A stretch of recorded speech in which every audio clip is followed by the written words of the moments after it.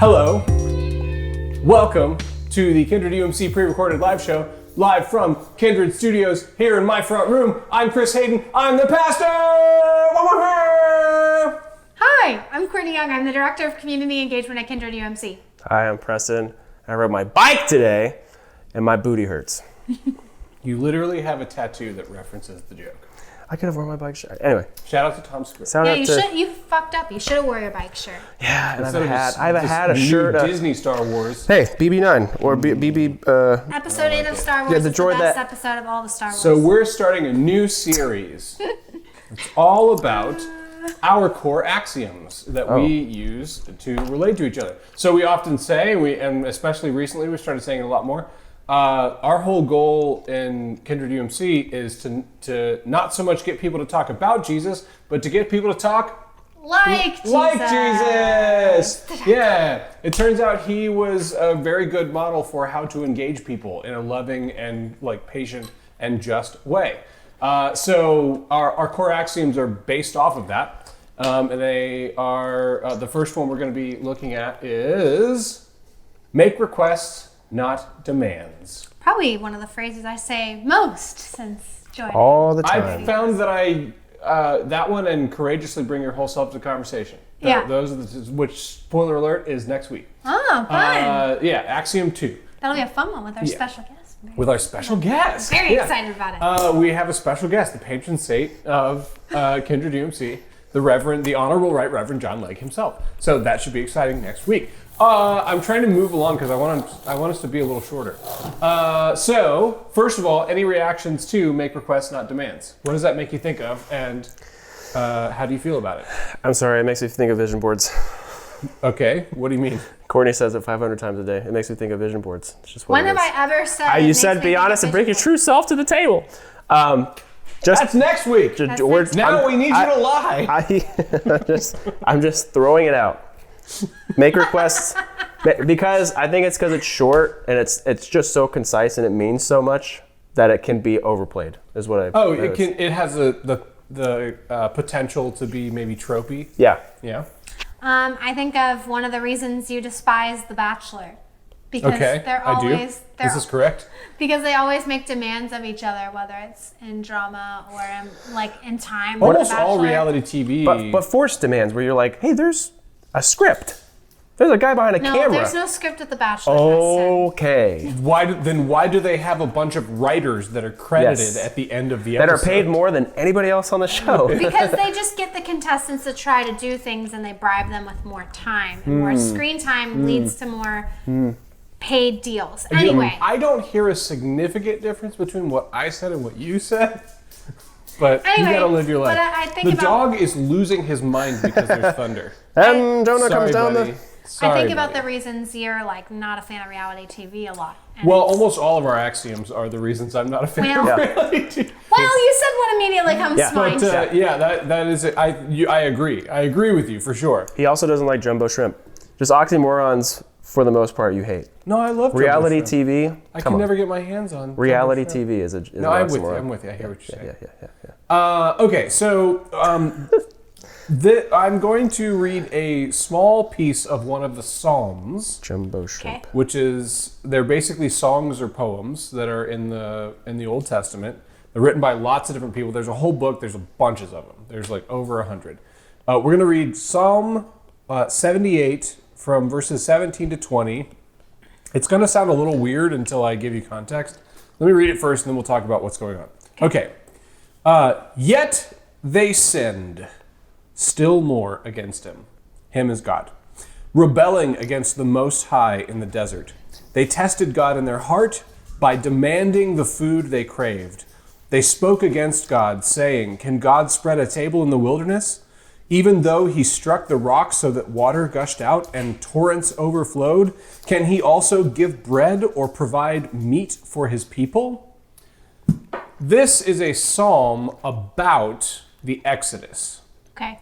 So the Exodus, for those who don't know, is the kind of the foundational story for the Hebrew faith.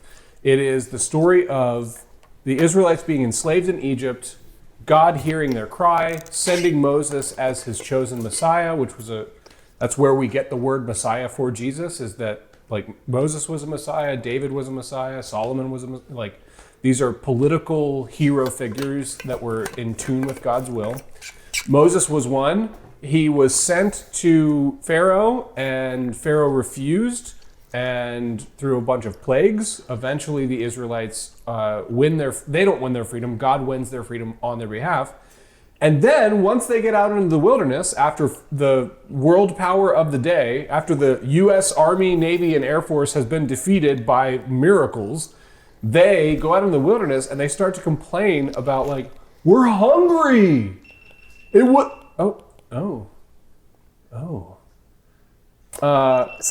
There we go. I knew it was coming. Hurry I it up. knew the other Hurry one was coming.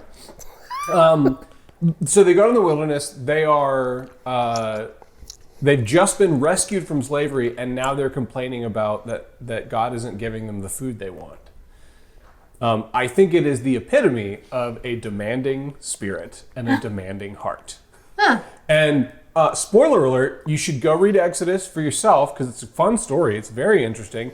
But just so you know, doesn't work out great for them. The ones who make demands of God, doesn't work out great for them. And I would say that also extends to making demands of each other. So, can you think of a time or an example where you have, because when I say the make requests, not demands, it's not as literal as, hey, if you don't wear the top that I want, then we're breaking up. Right. Like, that's kind of cartoonishly demanding, you know? But can you think of a time where you have felt, maybe not literally or explicitly, but felt like this pull or a demand socially? Yeah. So, unless you have something. Go. Cool. So I remember when we were first kind of starting Kindred, and I was starting to like allow myself to, be angry at God and like kind of question and challenge some things. And I've come out stronger for that, and I'm in a great place with it all now. But like I was in a really messy place for a little bit. And I remember being so excited about what we were doing here, and then having all of my friends on the other side, like kind of questioning and doubtful of what it is we were doing and who I had become. And I constantly... That church says the F word. Yeah, they're rowdy.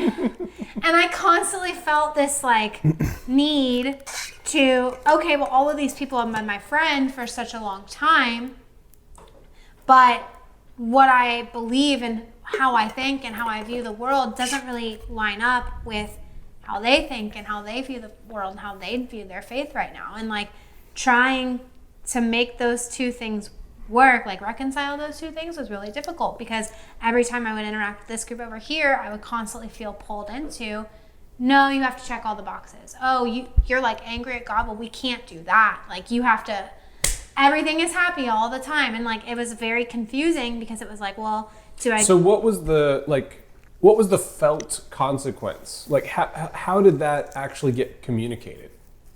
Well, it came out in people not just saying I had changed, but saying that like I had changed in like a negative way. You've changed.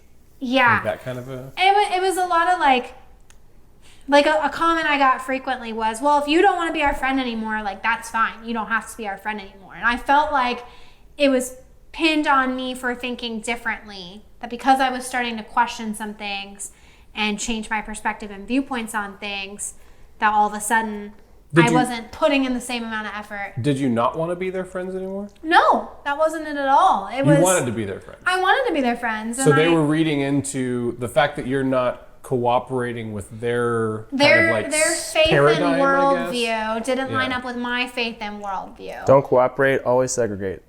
Yeah, and so That's it was very much... I just wanted to make a rhyme. Well, you're it not cool. cooperating, you're different. Yeah. You've distanced yourself, you've changed, and everything got pinned on me.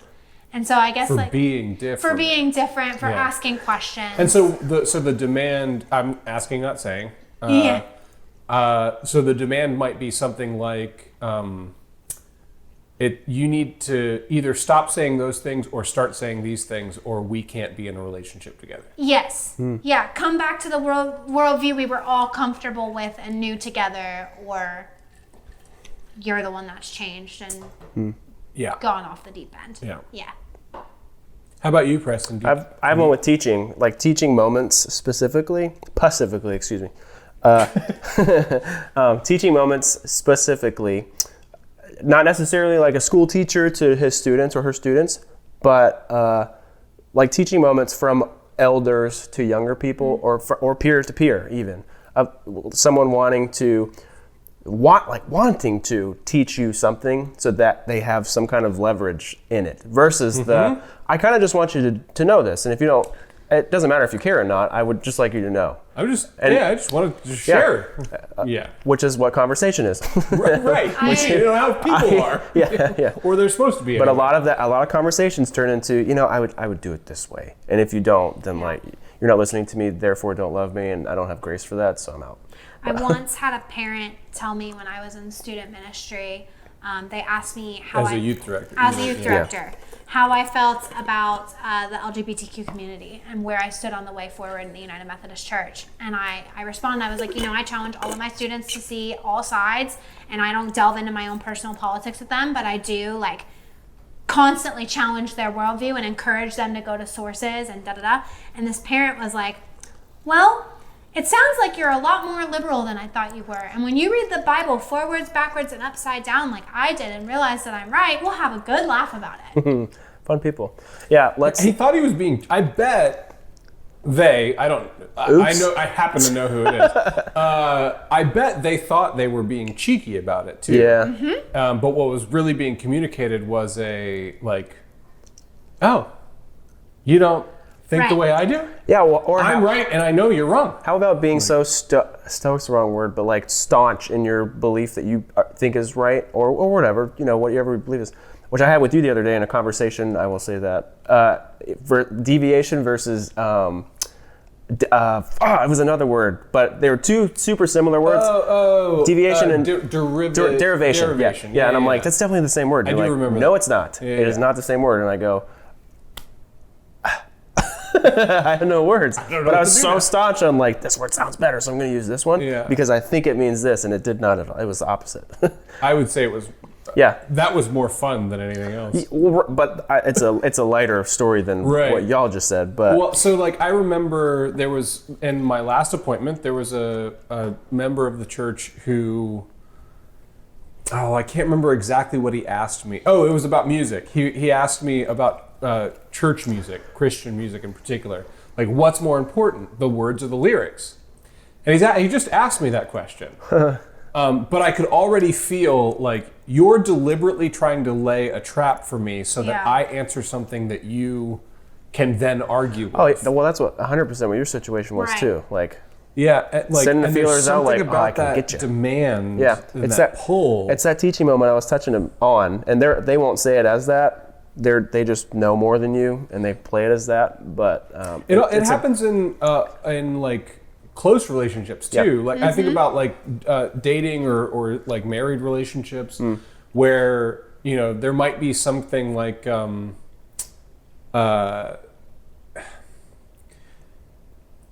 some kind of a hey, what do you think about going to the to Atlanta for a vacation versus like, what are your actual thoughts? Like you can even use the same words, but having like a demand and an edge, and or like I'm funny, right? Like versus somebody saying something more like, it would really matter. I really want to go to Atlanta. That's important to me. What do you think? Right. Instead, they kind of lay a trap. Like, and I say they, like, as if I've never done this. Like, we all do this all the time. I'd say 100% of people do it. Yeah. So what do you think is behind this? As because we're approaching our kind of end time. I have some theories about what I think drives this kind of stuff. What do you think drives it? Control. I was going to say control, and I also, like, in a weird way, I think, and, part of this comes into play with what we're going to be talking about next again. But I think that people can be so scared of conflict and of being direct and actually expressing their wants and needs that they, do the other extreme where they demand what it is that they need and want from you because they don't want to offend or hurt somebody else. And on the opposite side of that, someone in the controlling position for that teaching moment hasn't been challenged before. So that when it does happen, they get either extremely upset or shy away, also extremely Or maybe they've been challenged, but they've decided to like sever that relationship. Right. It's like, if you're going to challenge, like, Yeah. and that, so I think I agree with both of you. Like, I think there is a kind of an internal mechanism that is around some kind of an insecurity, some kind of a fear, some kind of and then the response is to control. Like, that is a coping mechanism for fear, to control the outcome of, like, if there's 5 different possibilities and 3 of them might hurt me or not get me what I want, then I'm going to eliminate those 3 choices somehow. And sometimes that just happens through social pressure. And it's things like, no, I could sleep in that room if you want, but my back's going to hurt and it's going to be Right. And and it's this kind of passive aggressive kind of, and what you're really saying to the person is, I dare you to be rude to me or whatever. There's like this weird kind of demanding thing versus a more honest conversation, which might be, I have back problems. It does hurt me. Like I understand that that's not everybody's consideration, but please take that into account as we're deciding whatever, you know? Like the request, not demand. It's not saying don't give voice to what's important to you. And I think that's why I really like that phrasing of make requests, not demands. It's not saying shut up and don't speak your mind. It's far from that. But it's whenever you're speaking your mind, and it also combines well with some of our other axioms. Take responsibility for your own feelings. Right. In the request, there is still a statement about this is what I want, this is what's important to me. It's not shut up and just bend over backwards for other people, but it's also, but don't be demanding. Don't put the relationship on the line when there's something that you are asking for. Especially if it's coming out of a place of hurt too, and it can just be lashed out at other people. Yeah. Well, that takes a great deal of vulnerability. A willingness to not say, well, if I don't get what I want, then I'm gone. I'm going to take my bat and my ball. I'm going to go home. Yeah. Versus, no, I'm committed to being in this relationship or this social dynamic or whatever. I'm committed to this friend group. I'm committed to this community. Whatever the circumstances might be, I'm committed no matter what. And also, it would mean a lot to me if this could happen, and here's why it means a lot to me. And I hope that you will love me enough to join me in that. Like it is essentially assuming a place of weakness by requesting. And I think that's what that vulnerability and that insecurity drives people into the demanding thing.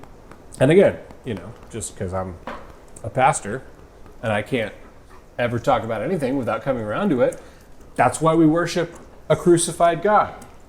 We worship a God who defeated sin and evil and shame and abuse and all. He defeated it by submitting to people who were going to harm him. Like he chose weakness and then was elevated and glorified as a result. And there's something to that. Like, we're invited into that. Choosing vulnerability, making the request, and not that you'll always get what you want, because that certainly doesn't work out that way. But making demands separates us from each other, and making requests brings us together closer. And that's more important than getting my own way. Being in relationship more closely is far more important than getting what I want. Any final thoughts?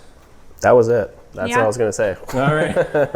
Well, may the Lord bless you and keep you. May the Lord make his face shine upon you and be gracious unto you. May the Lord lift up his countenance upon you and give you peace.